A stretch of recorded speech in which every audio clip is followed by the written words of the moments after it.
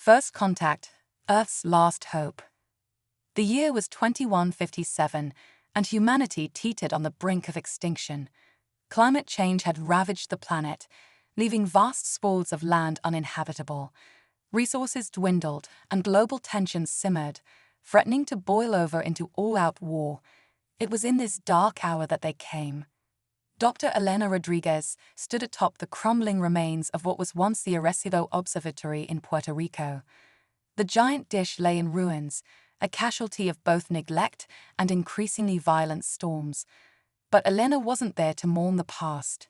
She was there because it was the perfect spot to set up her own, albeit much smaller, radio telescope.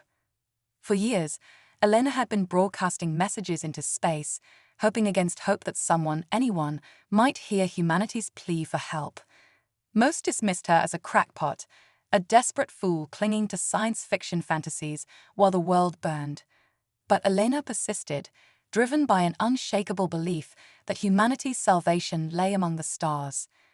As the sun dipped below the horizon, painting the sky in hues of orange and purple, Elena's equipment crackled to life. At first, she thought it was just another burst of static, the kind that had teased and tormented her for years. But this was different. There was a pattern to it, a rhythm that couldn't be mistaken for random noise. Elena's heart raced as she frantically adjusted dials and typed commands into her computer. The signal grew stronger, clearer, and then, impossibly, it resolved into words. "People of Earth," the message began, "we have heard your call." Elena fell to her knees, tears streaming down her face.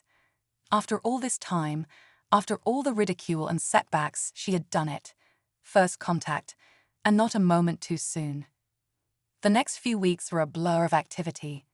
Elena's discovery was initially met with skepticism, but as the alien transmissions continued, even the most hardened doubters were forced to accept the truth. Humanity was not alone in the universe, and our cosmic neighbors had chosen this critical moment to make their presence known. They called themselves the Arcturians, a spacefaring civilization from a star system some 50 light-years from Earth. Through a series of increasingly complex exchanges, Elena and her hastily assembled team of linguists and scientists learned that the Arcturians had been observing humanity for centuries. They had watched our triumphs and our follies, our great leaps forward and our stumbling steps back. "We have debated long and hard about whether to intervene," the Arcturians explained. "Your species shows great promise, but also great capacity for self-destruction. We could not in good conscience stand by and watch you extinguish yourselves, not when we have the means to help." As news of the alien contact spread, the reaction around the world was mixed. Many welcomed the Arcturians as saviors, the answer to humanity's prayers. Others viewed them with suspicion, fearing conquest or subjugation disguised as altruism. Governments scrambled to form a united front, knowing that whatever came next would shape the future of our entire species.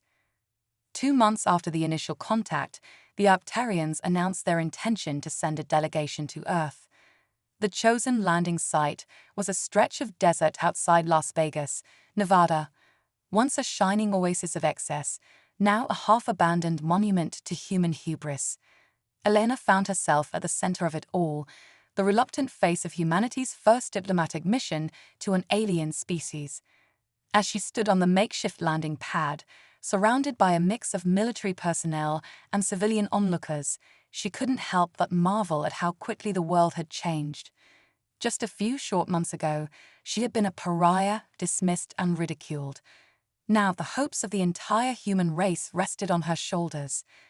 The Arcturian ship appeared in the sky without warning, a sleek, silvery craft that seemed to defy the laws of physics. It descended slowly, gracefully, kicking up a swirl of dust as it touched down on the desert floor. For a moment, everything was still. The assembled crowd held its collective breath, waiting to see what would emerge. With a soft hiss, a door materialized in the smooth hull of the ship, and then, in a moment that would be forever etched in human history, the first Arcturians set foot on Earth. They were not what anyone expected. Standing nearly 8 feet tall, with iridescent skin that shimmered in the harsh desert sun, the Arcturians were at once alien and familiar.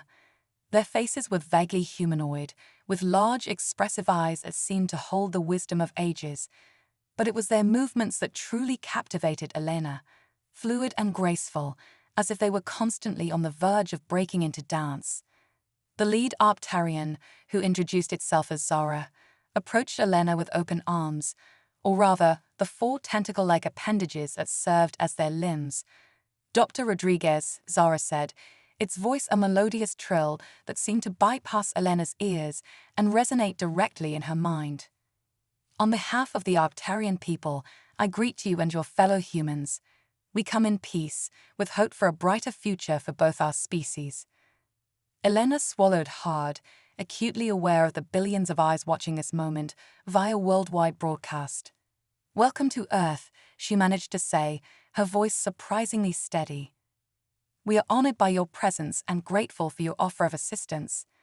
As Elena and Zara shook hands, or the closest approximation thereof, a cheer went up from the crowd.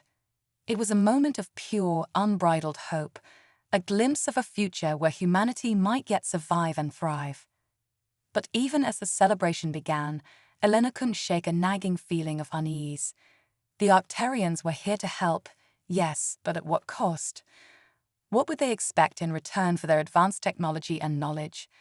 And how would humanity, with all its divisions and conflicts, navigate this new relationship with a vastly superior alien civilization? As if sensing her thoughts, Zara leaned in close. "Do not fear, Dr. Rodriguez," it said, its voice low and reassuring. "We have much to learn from each other. This is but the first step on a long and wondrous journey." Elena nodded, forcing a smile. She knew that the real work was just beginning. In the coming days and weeks, she would be at the forefront of negotiations with the Arcturians, helping to shape the future of human-alien relations. It was a daunting task, but one she was determined to see through. As the sun began to set on that historic day, casting long shadows across the desert landscape, Elena allowed herself a moment of quiet reflection. Whatever challenges lay ahead, whatever sacrifices might be required, she knew that humanity had been given a second chance. And she, Elena Rodriguez, once dismissed as a foolish dreamer, would play a key role in seizing that chance. The future, for better or worse, had arrived, and it was more incredible than anyone could have imagined. The Alien Exchange Program. 6 months after the Arcturians' historic landing, Earth was abuzz with a mix of excitement and trepidation. The aliens had made good on their promise to help, providing advanced technology to combat climate change and clean up the environment. But now they were proposing something far more radical, an exchange program between humans and Arcturians. Dr. Elena Rodriguez stood before the United Nations General Assembly, her heart pounding as she prepared to announce the initiative. The chamber was packed, with representatives from every nation hanging on her every word. Millions more watched via holographic broadcasts, a technology gifted by the Arcturians that had revolutionized global communication overnight. "Ladies and gentlemen," Elena began, her voice steady despite her nerves, "today marks a new chapter in human history. The Arcturians have proposed an unprecedented exchange of knowledge and culture. They will send 100 of their best and brightest to live among us for one Earth year. In return, they ask that we send 100 humans to their home world, Arcturus Prime." A murmur rippled through the assembly. Elena could see the mix of emotions playing across the faces before her: wonder, fear, excitement, skepticism. She pressed on. "This is not a decision we make lightly. The risks are significant, but so too are the potential rewards. Imagine what we could learn from a civilization thousands of years more advanced than our own. Imagine the breakthroughs in science, medicine, and technology that could arise from this collaboration." As Elena spoke, holographic displays materialized around the chamber, showing images of Arcturus Prime. The alien world was a marvel of bioengineering, with towering crystal spires that seemed to grow organically from the planet's surface. Floating cities drifted lazily through cotton candy skies, while in the background, a binary star system painted the horizon in ethereal hues. But this exchange is about more than just technological advancement, Elena continued. It's about understanding, about bridging the gap between two sentient species who, until recently, knew nothing of each other's existence. It's about proving that cooperation, not conflict, is the key to survival and progress in this vast universe. The chamber erupted in applause, but Elena could see that not everyone was convinced. She knew the real challenge lay ahead, selecting the 100 humans who would make the journey to Arcturus Prime. Over the next few weeks, a global lottery system was implemented. Millions applied, hoping for a chance to be part of this historic mission. The final selection was a carefully curated mix of scientists, artists, philosophers, and ordinary citizens from every corner of the globe. Among those chosen was Zain Akbar, a 19-year-old programming prodigy from Lahore, Pakistan. Zain had grown up in the slums, teaching himself to code on salvaged computers. His breakthrough AI algorithm for water purification had caught the attention of both human and Arcturian scientists. "I never dreamed I'd leave Earth," Zain said in an interview the night before departure. "Now I'm going to another planet. It's like something out of the old sci-fi stories my grandmother used to tell me." Another selectee was Dr. Aisha Okafor, a Nigerian xenobiologist who had been at the forefront of studying Arcturian physiology. "Their biology is fascinating," she explained, her eyes shining with excitement. "They have a trihelix DNA structure that allows for rapid adaptation to new environments. I can't wait to see how it functions in their native ecosystem." As the day of departure approached, the 100 chosen humans gathered at the newly constructed Arcturian embassy in Geneva. The building was a wonder of alien architecture, its walls shimmering with a pearlescent glow that seemed to respond to human emotions. Elena watched as the participants said tearful goodbyes to their families. She felt a pang of envy. Part of her wished she could go with them. But her role was here on Earth, continuing to bridge the gap between humans and Arcturians. The Arcturian ship that would transport the humans to their new home descended from the sky, a massive vessel that dwarfed anything humanity had ever built. As the passengers began to board, Elena noticed a commotion near the back of the group. A young woman had broken through the security cordon, rushing towards the ship. Elena recognized her as Maya Chen, a brilliant physicist who had narrowly missed being selected for the program. "Wait," Maya cried out, her voice raw with desperation. "You can't leave without me. I've discovered something about the Arcturians. They're not what they seem." Before Maya could say more, she was surrounded by security personnel. As they led her away, her eyes locked with Elena's. In that moment, Elena saw something that chilled her to the bone: genuine, unadulterated fear. The incident was quickly contained, dismissed by officials as the actions of a disturbed individual. But as Elena watched the Arcturian ship rise into the sky, carrying 100 human ambassadors to an alien world, she couldn't shake the feeling that Maya's words held a kernel of truth. What if the Arcturians weren't being entirely honest about their intentions? What if this exchange program was more than it appeared? As the ship disappeared into the upper atmosphere, Elena made a silent vow. She would get to the bottom of Maya's claims, no matter the cost. The future of human-Arcturian relations, and perhaps the fate of Earth itself, might depend on it.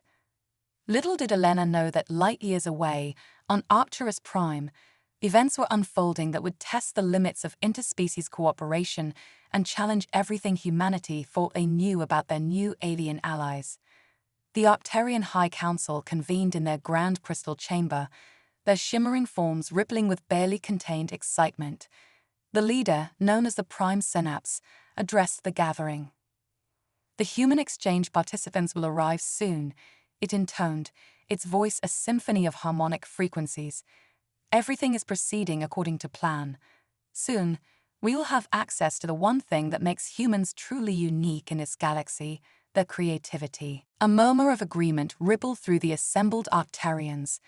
They had achieved technological marvels beyond human comprehension, but somewhere along their evolutionary journey, they had lost the spark of innovation, the ability to think outside established parameters. Remember, the prime synapse continued.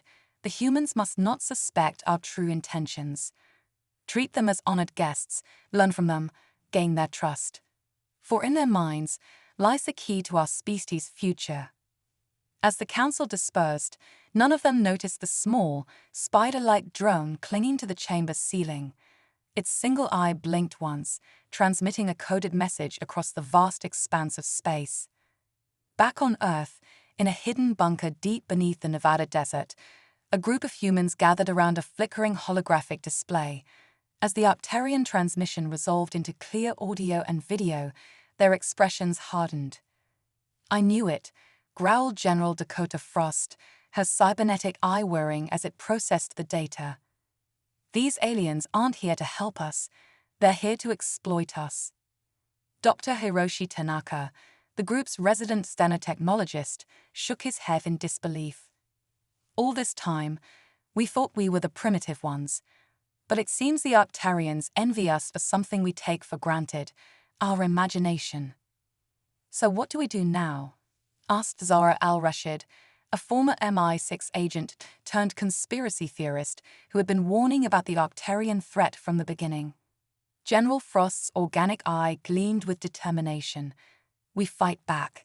We protect our people on Arcturus Prime, and we show these aliens that humanity's creativity can be its greatest weapon."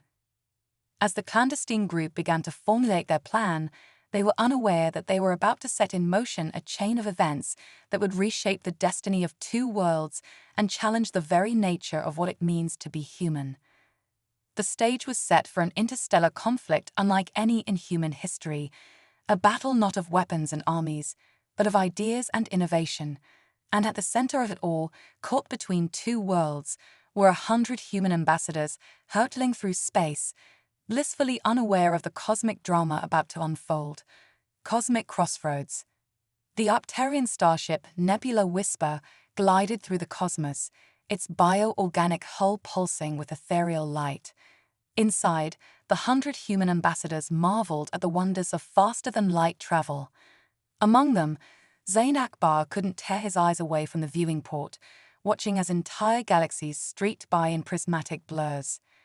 "It's like we're surfing the universe," he murmured, his voice filled with awe. Dr. Aisha Okafor nodded, her scientific mind racing to comprehend the physics at play. "The Arcturians call it quantum slipstreaming. They're somehow harnessing dark energy to create wormholes on demand. It's beyond anything we've ever theorized."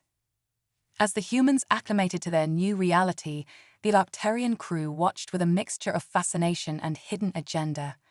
Captain Zira, a veteran of countless deep space missions, approached the group. "Esteemed Earth friends," Zira's melodic voice resonated in their minds, "we approach a cosmic phenomenon of great significance. Would you care to witness it from the bridge?" Excitement rippled through the human contingent as they followed Zira. The bridge of the Nebula Whisper was a marvel of biotechnology, with living consoles that responded to thought and touch. As they entered, the forward view screen flickered to life, revealing a sight that took their breath away. Before them stretched a vast, shimmering web of energy, pulsing with every color imaginable and some that defied human perception. Tendrils of light danced and intertwined, forming intricate patterns that seemed to hold the secrets of the universe itself. "Behold," Zira announced, "the cosmic web, the very framework of reality made visible by our advanced sensors." As the humans gaped in wonder, alarms suddenly blared throughout the ship. The cosmic web began to writhe and contort, its peaceful dance transforming into a violent maelstrom. "Quantum storm," an Arcturian officer cried out. "Brace for impact." The Nebula Whisper shuddered as it was caught in the tempest of cosmic forces. Reality itself seemed to bend and warp around them. Zain felt a strange tingling sensation coursing through his body, as if every atom was being pulled apart and reassembled. In the chaos, Dr. Okafor noticed something odd. The Arcturians weren't panicking. Instead, they moved with purposeful precision, their tentacles flying over control surfaces in complex patterns. They knew this would happen, she realized with a start. This isn't an accident, it's… Before she could finish her thought, a blinding flash of light engulfed the bridge. When it faded, the view screen showed not the cosmic storm, but a planet unlike anything they had ever seen. Massive floating islands drifted in a pastel sky, connected by bridges of pure energy. Crystal spires reached into the atmosphere, their surfaces reflecting impossible fractals, and in the distance, twin suns painted the horizon in a perpetual sunset. "Welcome," Zura announced, a note of triumph in their voice, to Arcturus Prime. As the humans marveled at their destination, none of them noticed the subtle changes taking place within their own bodies. The quantum storm had altered them on a fundamental level, unlocking latent potentials and reshaping their very DNA. Meanwhile, back on Earth, Elena Rodriguez paced nervously in her office at the United Nations Extraterrestrial Affairs Division. She couldn't shake the feeling that something was terribly wrong. Maya Chen's warning echoed in her mind, driving her to dig deeper into the Arcturians' past. Her holographic display flickered to life, showing an incoming transmission from an unknown source. As Elena accepted the call, her eyes widened in shock. The face that appeared was familiar, yet impossibly changed. "Hello, Dr. Rodriguez," the figure said, its voice a mixture of human and something other. "You don't know me, but I know you. Was Maya Chen." Elena gasped. The woman before her looked like Maya, but her skin shimmered with an otherworldly iridescence, and her eyes held depths of knowledge that seemed impossible for a human to possess. What happened to you?" Elena managed to ask. Maya's lips curved into a sad smile. "I discovered the truth, Elena. The Arcturians, their technology, their very existence, it's all part of something far greater and more terrifying than we could have imagined. And now our friends on Arcturus Prime are in grave danger." As Maya began to explain, Elena felt the foundations of her reality start to crumble. The story that unfolded was one of cosmic proportions, involving ancient alien races, the nature of consciousness itself, and a looming threat that could reshape the very fabric of the universe. On Arcturus Prime, the human ambassadors were about to embark on an adventure beyond their wildest dreams, or their darkest nightmares. As they stepped onto the alien world, they were unaware that they carried within them the seeds of a transformation that would challenge the very definition of what it means to be human. Zain Akbar felt a surge of energy coursing through his veins as his feet touched Arcturian soil. Images and equations flashed through his mind at dizzying speeds, as if the planet itself was uploading information directly into his consciousness. Dr. Okafor, a scientific curiosity overriding her caution, reached out to touch one of the crystal spires. As her fingers made contact, she gasped. The entire history of the Arcturian race played out before her eyes, revealing secrets that had been hidden for millennia. And in orbit above the planet, hidden from both human and Arcturian sensors, a massive ship of unknown origin watched and waited. Its occupants, ancient beyond comprehension, observed the unfolding drama with keen interest. "The experiment proceeds as planned," one of the beings said, its voice resonating across multiple dimensions. "Soon, we will see if this hybrid species has the potential to become the guardians we have long sought." As the cosmic chess game continued, with Earth, Arcturus Prime, and forces beyond comprehension all moving their pieces, one thing became clear: the fate of not just two worlds, but of the entire universe, hung in the balance. And at the center of it all were 100 human ambassadors, unwittingly carrying within them the key to unlocking the greatest mysteries of existence. The stage was set for a saga of epic proportions, one that would challenge the very nature of reality and push the boundaries of what was possible. The cosmic crossroads had been reached, and the choices made in the coming days would echo across eternity. Quantum awakening. The crystalline spires of Arcturus Prime shimmered in the ethereal light of its twin suns, casting prismatic shadows across the floating cityscapes. For the human ambassadors, each day brought new wonders and increasingly unsettling revelations. Zain Akbar stood before a holographic terminal, his fingers dancing across the interface with inhuman speed. Lines of code flowed from his mind directly into the Arcturian network, creating algorithms of such complexity that even the aliens looked on in awe. "It's like, I can see the underlying fabric of reality," Zain muttered, his eyes glowing with an otherworldly light. "The universe isn't just mathematics, it's alive, conscious, and we're all part of its grand design." Nearby, Dr. Aisha Okafor was deep in conversation with a group of Arcturian scientists, her words a mix of Earth languages and the melodic tones of the alien tongue. As she spoke, her skin rippled with bioluminescent patterns, a physical manifestation of the ideas she was conveying. "The quantum entanglement between our species goes beyond mere genetics," Aisha explained, gesturing to a 3D model of intertwining DNA strands. "We're evolving together, becoming something entirely new." As the humans tapped into abilities they never knew they possessed, a sense of unease began to spread among the Arcturian population. This wasn't proceeding according to plan. The humans were adapting too quickly, growing too powerful. In the heart of the capital city, the Arcturian High Council convened an emergency session. The prime synapses form flickered with agitation as it addressed the gathering. "We sought to harness human creativity, to reignite the spark of innovation our species has lost," it intoned. "But we may have unleashed something beyond our control. These humans are tapping into the cosmic consciousness itself." Before the council could debate further, alarms blared throughout the city. On every screen and holographic display, a message appeared: "ATTN on all beings. The VRGNCE is upon us. Prepare for TRANSCENDNC." Panic erupted in the streets as the sky above Arcturus Prime began to shimmer and distort. A massive otherworldly structure phased into existence, a Dyson sphere of impossible complexity encompassing the entire star system. Back on Earth, Elena Rodriguez stood before the United Nations, her holographic form projected to every corner of the globe.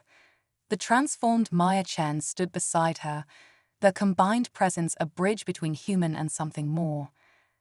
"People of Earth," Elena began, her voice steady despite the weight of her words, "what I'm about to tell you will challenge everything we thought we knew about our place in the universe." As Elena spoke, revealing the truth about the Arcturians, the cosmic experiment, and the greater forces at play, the world listened in stunned silence. Riots broke out in some cities, while in others, people fell to their knees in prayer or meditation.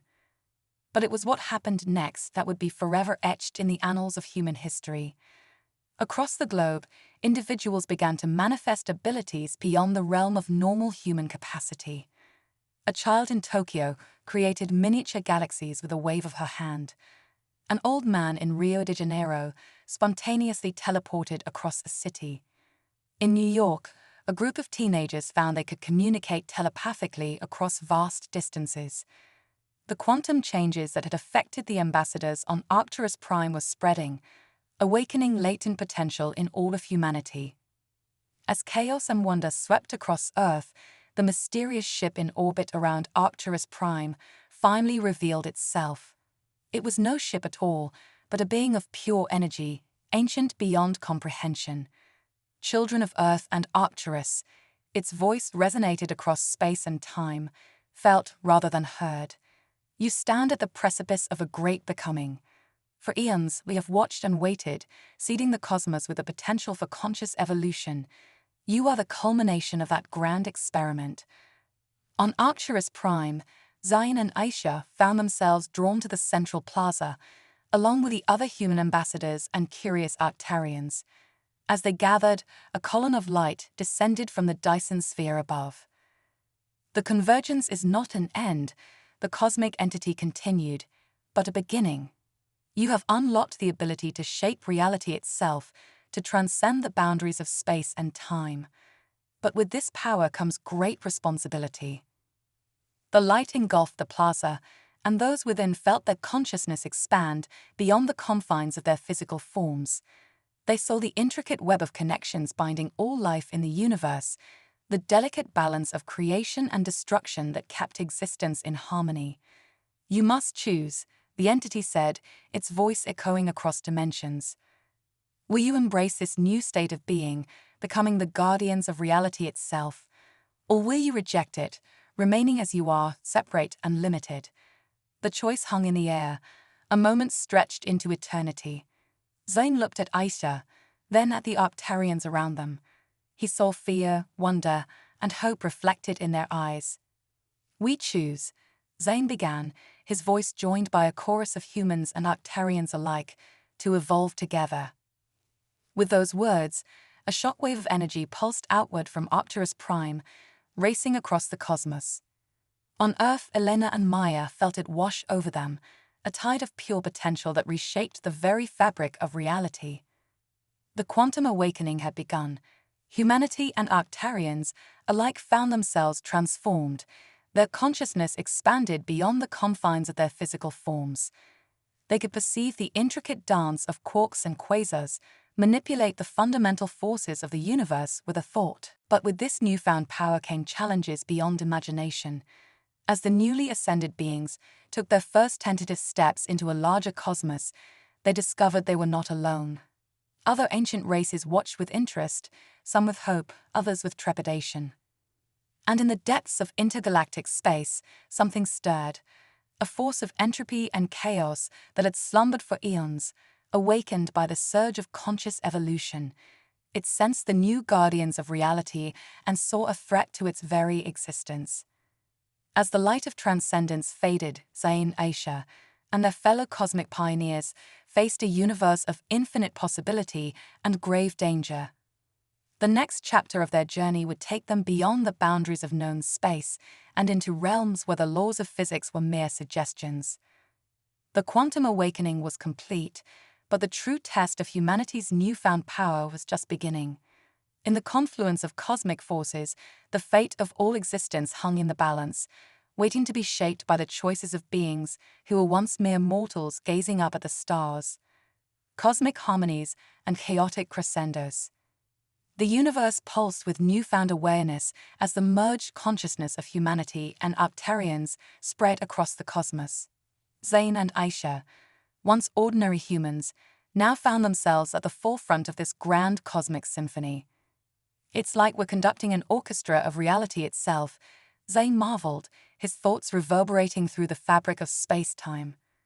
Aisha's response came not in words, but in a burst of pure conceptual understanding. "We're not just conducting, Zayn. We are the orchestra, the music, and the audience all at once." Their exchange, incomprehensible to their former selves, painted the void between stars with ephemeral fractals of meaning.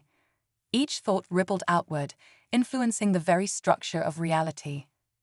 Back on Earth, the transformed Elena Rodriguez stood atop the ruins of the old United Nations building. The structure had been reshaped by the collective will of awakened humanity into a towering spire of impossible geometry, its surfaces alive with shifting equations and pulsing with quantum potential. "We've become more than we ever dreamed possible," Elena broadcast to the billions of minds now interconnected across the planet. "But with this power comes a responsibility greater than any our species has ever known." As if in response to her words, a dissonant chord struck through the cosmic harmony. In the depths of intergalactic space, the awakened force of entropy began to make its move. It was an entity as old as the universe itself, a being of pure chaos that saw the newly ascended guardians as a threat to the natural order. The entity, which defied description in human terms, sent out tendrils of anti-reality, seeking to unravel the delicate tapestry of existence.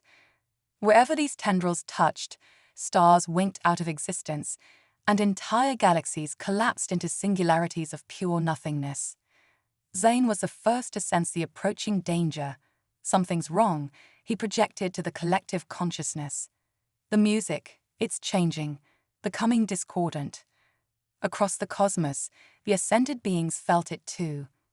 A creeping wrongness that threatened to undo everything they had become. On Arcturus Prime, the former Prime Synapse, now a being of pure thought and energy, called out to its Earth counterparts. We must unite our efforts. This threat is beyond anything our individual species have ever faced. In response, humanity and Arcturians joined their consciousness into a single unified force.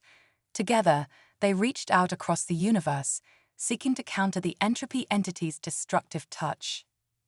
What followed was a battle unlike any in the history of existence. It was fought not with weapons or ships, but with pure will and the manipulation of reality itself. Entire galactic superclusters became the chessboard upon which this cosmic game played out. Zane found himself locked in mental combat with a tendril of anti-reality, his thoughts a blazing beacon of creation against the encroaching void. "I am a spark that ignites stars," he declared, his words becoming literal truth as new suns burst into existence around him. Isa, meanwhile, delved into the quantum foam of space-time, rewriting the very laws of physics to counter the entity's chaos. "In every possibility, in every timeline, life finds a way," she intoned, her consciousness branching out across infinite parallel universes. On Earth, Elena coordinated the efforts of billions of awakened minds. Under her guidance, humanity's collective imagination became a shield, protecting vulnerable young civilizations across the cosmos from the entropy entity's onslaught. The battle raged across eons, compressed into moments of subjective time for the ascended beings. Galaxies were born and died in the space between thoughts. The very fabric of reality groaned under the strain of forces beyond comprehension. But slowly, imperceptibly at first, the tide began to turn. The combined creative power of humanity and Arcturians proved to be a match for even this primordial force of destruction. In a final, reality-shaking confrontation, Zane, Aisha, and Elena led a charge into the very heart of the entropy entity. What they found there defied description, a singularity of pure potential, neither creation nor destruction, but the source of both. "Don't you see?" Zane projected to the entity and his fellow guardians alike. "We're not meant to destroy you, nor you us. We're two sides of the same cosmic coin." Aisha picked up the thread of understanding. Creation and destruction, order and chaos, all are necessary for the universe to exist. We've been fighting ourselves this entire time. With this realization, the nature of the conflict shifted. Instead of battling against the entropy entity, the ascended beings began to work with it, finding a balance between creation and destruction, order and chaos. Elena, drawing upon the collective wisdom of humanity's greatest philosophers and scientists, proposed a solution. "We'll become the custodians of this balance," she declared, "guardians not just of life, but of the entire cosmic cycle." The entropy entity, sensing the truth in their words, ceased its assault. In that moment, a new cosmic order was born, one where the forces of creation and destruction worked in harmony, guided by the conscious will of the ascended beings. As the new equilibrium settled across the universe, Zane, Aisha, and Elena found themselves changed once again. They had transcended even their ascended forms, becoming living embodiments of the cosmic balance they now maintained. Zane, once a programmer from Earth, now danced among the stars, seeding new life across barren worlds.